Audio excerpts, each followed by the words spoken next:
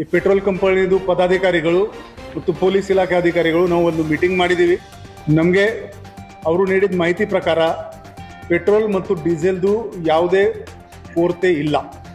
ಯಾವುದೇ ಕಾರಣಕ್ಕೂ ಅವರು ಬಾಟಲ್ ಮತ್ತು ಕ್ಯಾನ್ನಲ್ಲಿ ಪೆಟ್ರೋಲ್ ಕೊಡಬಾರ್ದು. ಕೆಲವರು ಸೋಷಿಯಲ್ ಮೀಡಿಯಾದಲ್ಲಿ ವದಂತಿಯನ್ನು ಹಬ್ಬಿಸ್ತಾ ಇದ್ದಾರೆ. ಅದನ್ನು ಐಡೆಂಟಿಫೈ ಮಾಡೋಕ್ಕೆ ಒಂದು ತಂಡ ಮಾಡಿಕೊಂಡು ನಾವು ಅವರಿಗೆ ನೋಟಿಸಸ್ ಜಾರಿ ಮಾಡ್ತೀವಿ. ಅದು ಪೋಸ್ಟ್ ಡಿಲೀಟ್ ಮಾಡೋಕ್ಕೆ ಹೇಳ್ತೀವಿ ಮತ್ತು ಅವಶ್ಯಕತೆ ಇದ್ದರೆ ಕಾನೂನು ರೀತ್ಯ ಕೂಡ ಅವ್ರ ಮೇಲೆ ಕ್ರಮ ತಗೋದು. ಒಂದು ರಾಮದೇವ್ ಹೋಟೆಲ್ ಹತ್ರ ಒಂದು ಜಗಳ ಕೂಡ ಆಗಿದೆ. ದಯವಿಟ್ಟು ಪೆಟ್ರೋಲ್ ಬಂಪ್ನಲ್ಲಿ ಹೋಗಿದ್ದರೆ ಲೇನ್ ಡಿಸಿಪ್ಲಿನ್ ಮೇಂಟೈನ್ ಮಾಡಿ ಮತ್ತು ಸಿವಿಕ್ ರೆಸ್ಪಾನ್ಸಿಬಿಲಿಟಿಯಿಂದ ಕೂಡ ಜಗಳ ಮಾಡಬೇಡಿ. ಎಲ್ಲೂ ನಿಮಗೆ ಮಾಹಿತಿ ಬಂದಿದೆ, ಸಿಕ್ಕಿದೆ, ಸಾರ್ವಜನಿಕರು ಈ ಅಲ್ಲಿ LPG ಸಿಲಿಂಡರ್ ಸ್ಟಾಕ್ ಮಾಡ್ತಾ ಇದ್ದಾರೆ ಅಥವಾ ಡೀಸೆಲ್ದು ಸ್ಟಾಕ್ ಮಾಡ್ತಾ ಇದ್ದಾರೆ, ಹೋಲ್ಡಿಂಗ್ ಮಾಡ್ತಾ ಇದ್ದಾರೆ ಅಂದರೆ 112ಗೆ ನೀವು ಕರೆ ಮಾಡಿ, ನಾವು ಆ ಜಾಗವನ್ನು ಚೆಕ್ ಮಾಡ್ತೀವಿ.